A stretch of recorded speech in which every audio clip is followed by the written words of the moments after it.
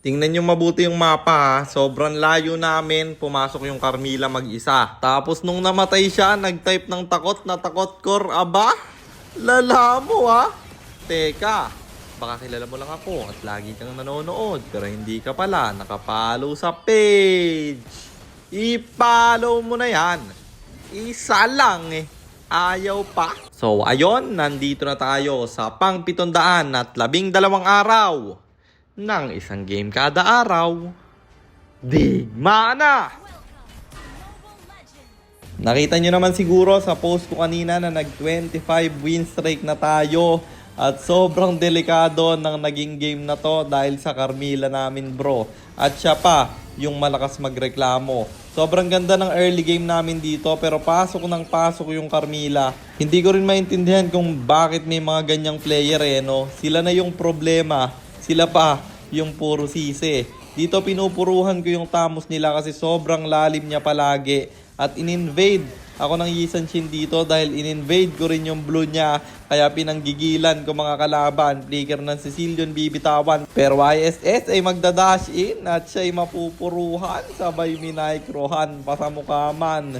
Turtle dito. Ayokong isugal. Tinry kong i-zone out yung YSS nila. Pero nakarespo pa yung Tamos dahil sa ginawa ko. Nakuha ko man yung turtle pero napasama aking pwesto. Dito good trade naman na sana. Nakuha namin yung turtle. Patay kaming tatlo. Na-trade ng San yung dalawa. Ang problema, nabasag ng Cecilion yung gitna. Kaya agad namin tong binawian. Pero may flicker na naman siya. Dash in sa loob ng torre at sobra ako nang gigil sa kanya pre. Kaya ako'y namatay din doon. Pero nabasag rin naman ng kampe yung tower nila sa gitna. At turtle dito libre kong nakuha. Dahil yung Yisan Shin nasa baba. Dito na nangyari yung clash na malala. Pumasok yung Carmilla, nirespuhan ng Kadita, bagsak silang dalawa. Inilaban pa namin kasi akala ko kaya pero sobrang taba na pala ng Tamos at Granger nila. Mapapatay ko pa sana yon. Konting segundo ang pagitan. Minenyak niya kami. Pero nabuhay pa rin naman at hindi kami narekta. Ang ganda ng ginawa ng Kadita. Sabay binalikan ko yung Tamos nila dahil yung carry nandito na. Ang kunat niya talaga dahil may vengeance pa. Sylvana nagsisegue sa top lane at montik na namang namatay yung Granger doon. Pero lagi siyang naisasalba ng rose gold na item niya. Pero yung Lord dito, libre naming makukuha. At sabi ko sa Kadita, back na lang. Tayo'y kumalma. Control ng minions at atin na tong tapusin. Pero ang nangyari, pumasok mag-isa yung Carmilla. Namatay siya doon. Kaya no choice kami kung hindi ilaban kasi masasayang yung Lord kung amin lang tong hahayaan. Kaya yung Kadita may setup na gagawin. Kaya kami dito i-respo men. Huli yung Cecilion pero iba na ultihan niya. Matigas masyado yung Sylvana at ako yung napasama sa gitna. Pagsak kami ng carry, buti na lang marunong yung sa namin dito pre. Napatay niya yung core ng kalaban pero namatay rin naman siya. At akala ko talaga dito kami tapos na. Sabi ko kay Mark, ikay manakbo. Dahil ma-end tayo bro. Buti na lang na microhan niya yung Granger at nakatakas pa nga. Nanakap malala. Kaya nakadepensa pa. At pagbalik ay bakbakan na. Kung mapapansin nyo sa mapa, nasa top lane yung dalawa nila. Kaya sabi ko, bigyan na natin tong Tamos bro. Huli sa Kadita. Pero masyado siyang makunat. Buti na lang nandito yung carry. At bagsak yung Tamos nila. Sabay nag-out kami. At sabi ko gawa tayo ng clash pre. Walang nangyaring clash kaya finlow ko na lang tong top. Ang problema, pumasok na naman yung Carmilla at hindi maiwan ng Kadita.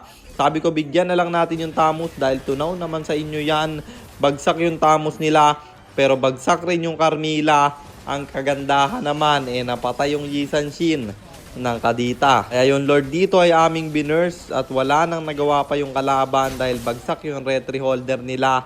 Libre tuloy namin tong nakuha. At ang sabi ko ay amin na tong irekta dahil habang tumatagal nakaka-item sila. Ang hirap naman pag kulang kami ng isa. Lagi kasing patay yung Carmilla pero nagkamali ng ultimate dito yung Kadita. Re-respo naman kami. Ulti ng carry bibitawan pre. Sylvana i-commit na rin ng SS pero mamamatay siya sa gitna. Wala nang minion sa baba kaya dumiretso ako dito sa mid lane at yung Yisan Shin dumash in. Tapang mo masyado. Bagsak yung torre nila sa gitna bro at isa-isang bumabagsak yung kanilang inhibitor. pwede nang tapusin to dahil wala nang natitirang inhibitor bro. Sinusubukan nilang i-sustain yung carry pero merong minion sa mid lane pre. Napoke na naman yung Carmilla. Nag-ready na ako ng buy and sell. Sabay pasok sa Cecilion kasi ito yung na-stun. Winter kanyang bibitawan. Tamos unang babagsak at binalagbag yung dalawa sa gitna. Patay ang mga bata. Sabay kami nag-tower na at tinapos ang laban kaya panalo na naman tayo. And ang standing na natin ay 604, 108, 604 wins and 108 losses. At para naman sa mga bago lang at hindi pa nakakaalam, ang ginagawa po nating content tuwing 9 PM ay 1 game per day. Trio rank game at ang goal natin sa content natin na to ay mag 100 win streak bro. Yun lang, sana meron kayo natutunan. Kung meron man, pakishare lang. Then after nyo share, mag-comment na rin kayo ng pa-shoutout para ma-shoutout ko kayo sa mga next nating content. At i-comment nyo na rin ang inyong mga katanungan kasi baka malay mo sa next nating content, comment mo naman ang mapili ko. At para naman sa mga gustong magpapilot ng ML account, mag-PM lang kayo. Nagre-reply ako at syempre, may bayad yun. Kahit hanggang anong rank, pwede nyo ipapilot kahit anong hero. Pwede nyo ipa-spam basta may additional payment pag magpapaspam kayo ng hero. At yun lang guys, sana nag-enjoy kayo sa content natin na to. At shoutout sa iyo Raisley Dizon, kay Jazz Pasiona, kay Ernie Ferraris Jr. at kay Tawing. Maraming salamat sa inyong suporta. Mag-iingat kayo palagi. God bless. Paalam!